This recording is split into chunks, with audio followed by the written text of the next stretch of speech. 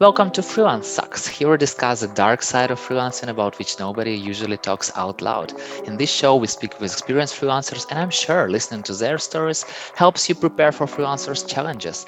My name is Yuri, I'm a community builder at Code Control and 9am.works, and my guest is Victoria Cumberbatch, a freelance community developer with 10 plus years of community management experience, spanning NPOs, tech startups, and more, workshop facilitator, and empowering leadership coach. So, welcome, Viki.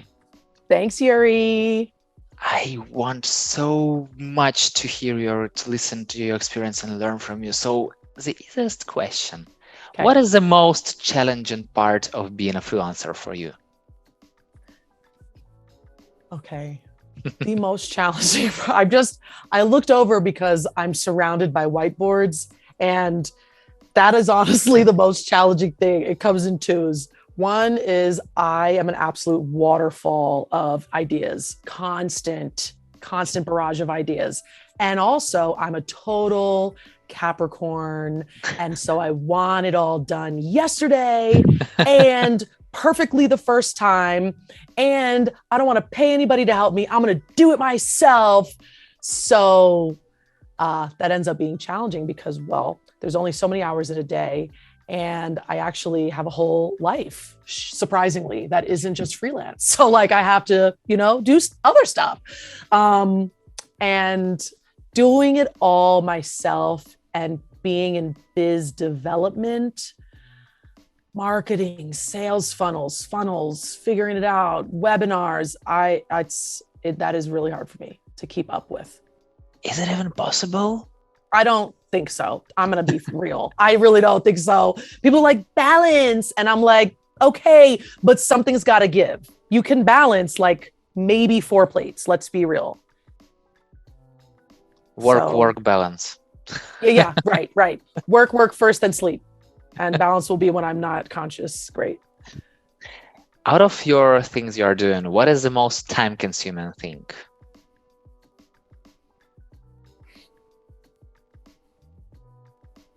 What takes up a lot of time is SOP, standard operating procedures of things. So I want to have a procedure for how stuff works. And what it ends up being is I get an idea, let's say a new offering for a VIP day. Great. I have the idea. I can do the job. And now I have to do all these other things like create a new calendar link. How much will it cost? Make sure it automates and Zapiers to this other thing. And then I have to have a dashboard. Oh, and then I should probably upgrade this other thing. Oh, and it's now we're in the rabbit hole. And thanks to my girl, Bree Lever, who made this very clear to me a few months ago, which for some reason I just did not understand myself. I tend to put the cart before the horse. So I tend to do the processes and systems before even doing the thing itself. Messily and making mistakes, but figuring out the process by doing it. So I have not unlearned that fully, but at least I'm a like smidgen more conscious where I'm like, oh, I'm doing that thing again. Let me stop. So it still takes a lot of my time. So am I hearing it correct that before you're documented the process, like the process itself before doing it, and now you are doing it and then maybe documenting it? Yeah, who knew to start at like 0 and then go to 1? I thought, let me start at 5 and I'll have all 1 through 5 complete somehow in the night. Yeah, you got it. After you have done something, do you create a procedure or template or checklist so that if you face with this situation or with this challenge again, so you already know how to do it? Yeah, I like to templatize at least after 1 iteration of doing whatever the thing is, even if it's super simple, right? Like having this podcast episode. I have a small template in Notion for prep for podcast episodes because I like it to be there, prepared for me every time, even if I popped in 30 seconds before I got on the Zoom, which would never happen, but just in case.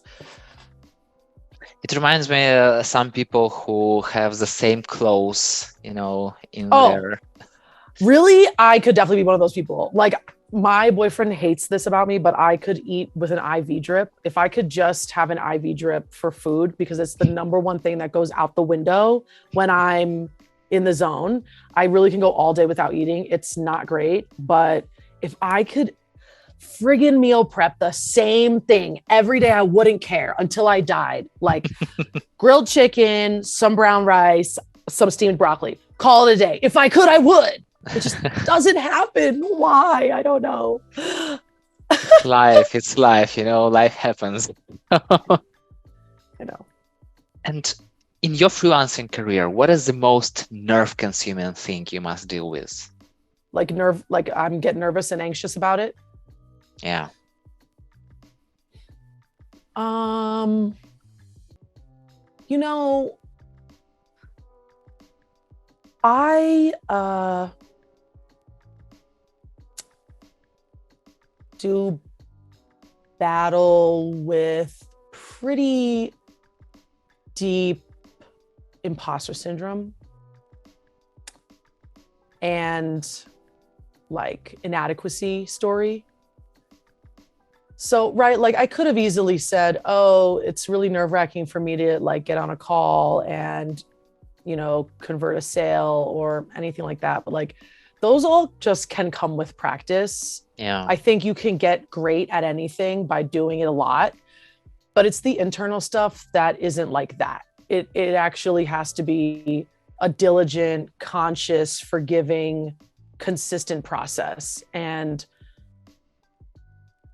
even getting lauded with any of the plaudits you've given me or acknowledgements that you or anybody else gives me, it still goes through this veil of like, they didn't mean it. And that's never on the other person. That's always on me. Mm. And the longer that I have allowed myself to have that response, it becomes ingrained. And now it's hard for me to trust anyone. So that is something that is like the number one thing that I'm working on. And that is the most nerve-wracking thing, because I can't go into anything with the mask of I'm not good enough, I can't do this, because I'll never be able to get anywhere as a freelancer. How do you deal with it?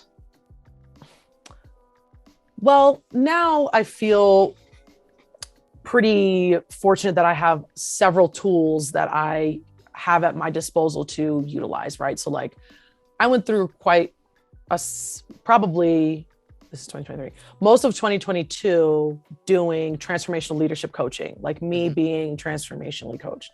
And that is what pivoted me more toward wanting to be a coach as opposed to really anything else, because it so has catalyzed my life and basically taken me up and out of what the fuck was going on, right? And I didn't even realize what I didn't realize. So how do I deal with it? Now I go to breath work in person, in community, in real life. Like I leave here and go outside. I actually try to incorporate rest into my workday. And what that looks like is not just a nap, but I'll go on a really long walk. And instead, like if we weren't doing this podcast, I would have been like, can we just have this call audio only? And I'm going to be on this walk. So just to like lessen this, I started meditating. I smudge, I Palo Santo before everything. It's small, but like I just weave it in and it makes me feel like, okay, I can like reset. Let me give myself 10 seconds to just reset. Like I'm lit. And I just have to kind of keep doing that. I tried the kind of affirmation thing all around, but that doesn't hit for me. So I have to be doing the doing of stuff, and it doesn't always work. Yesterday I was in the dumps, but I have a happy folder. I save everything that people have congratulated me about that's in writing, and I just put it all in one folder. You know what I mean? And I look through that shit because I'm like, oh, right, I forgot. Yeah, happy folder is definitely a great thing. I've heard it from somebody, most likely it was Holy Firestone or somebody else, but since then I was like, oh, it's a great idea. It's so simple. Copy paste stuff. Yeah, yep. totally. Great. And as a freelancer, do you ever feel professional loneliness? Oh.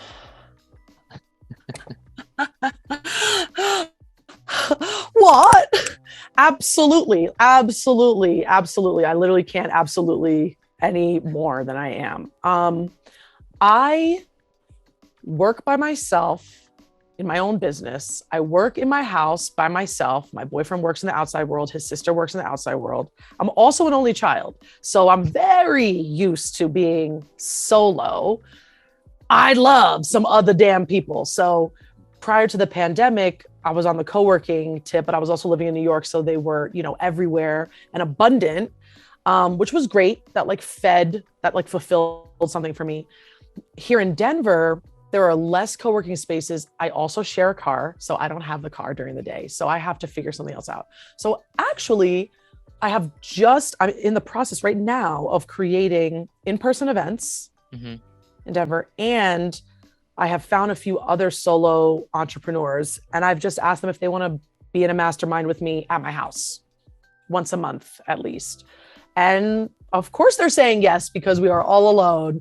So yeah, I am rectifying that, because it is, I just truly believe whatever dormant mental health woes we have are at the absolute top now, from being alone so much and going through just such an inflow of abysmal news and constancy of information, that it's too easy to fall into the dark hole. You know what I mean? Of this isn't working. What's the point? What am I even doing? And it constantly goes back for me, and I'm positive for you, to community. There's a reason why humans are, psychologically tended toward being with others. Yeah. At a bare minimum. Yeah. So, yeah. If your friend wanted to become a freelancer, what are top 3 things you'd advise them to consider before doing it? Oh, that's a really good question. I would say to find and speak with at least 5 other freelancers with like informational interview tip, casual. What do you do during your day-to-day? How do you find business? How do you stay motivated? What keeps you going? How much do you spend? How much time do things actually take up? Like, just getting to know the wide variety of what there could be available. I would also share with them to go on either Meetup or Eventbrite and find .com or those apps, and find like a freelancer group that you can attend in person, preferably. If they're not in person, go online, whatever. Doesn't have to be super niche, just entrepreneurs, just freelancers, and hang around with them and catch the vibe. I would do this before like whatever the frig it's called, like SWOT analysis. It's like strategy and all that. I never did that. I literally don't have the brain for that. So then probably the last thing, okay, talking to people, maybe I would just say to really spend time writing down why you want to even do this. What's the pull? What's the purpose?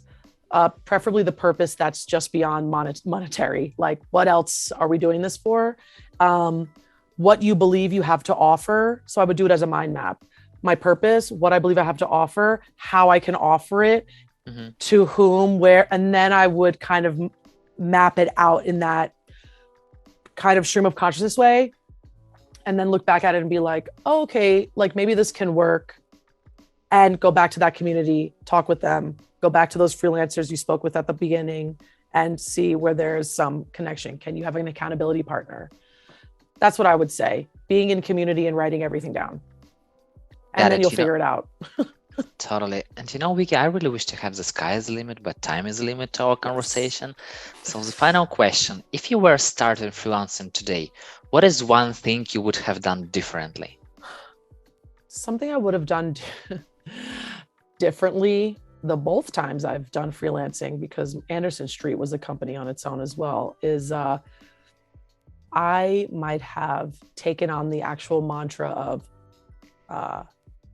slow is steady and steady is fast. And so what that would mean is I wouldn't have jumped into the deep end, both feet, full body, quitting my job, quitting everything, moving everything at the same exact time. I would have eaten that elephant one bite at a time. That's what I would have done. Got it. You know, Vicky, you're so open and so, I don't know, like, it's just so great to learn from you. So thank you very much for sharing your challenges. Thank you so much for holding the space for me, Yuri, as you always do. And yeah, I just love it, you know. So more of it. And thank you so much for listening. If you like the show, hit the like button or 5 stars and share it with your friends. That's it. We're done. See you in the next episode.